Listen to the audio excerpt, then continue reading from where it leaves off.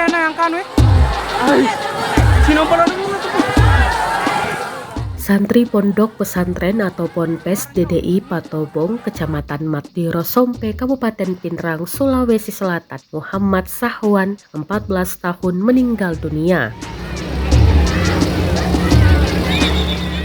Ia berlari ke dalam kobaran api demi menyelamatkan Al-Quran miliknya. Namun akhirnya Muhammad Sahwan harus terbakar memeluk Al-Quran. Kasat Reskrim Polres Pinrang Ibtu Andi Resa Pahlawan mengungkapkan bahwa saat kebakaran terjadi, korban berada di dalam masjid melaksanakan salat duhur. Namun saat mendengar kebakaran terjadi di asramanya, korban berlari menuju kamarnya dengan maksud mengambil pakaian dan Al-Quran miliknya. Namun nahas, saat korban telah mengambil Al-Quran, korban terjebak dan tidak bisa keluar dari kamar asrama. Ia pun ditemukan oleh tim tewas dalam memeluk Al-Quran.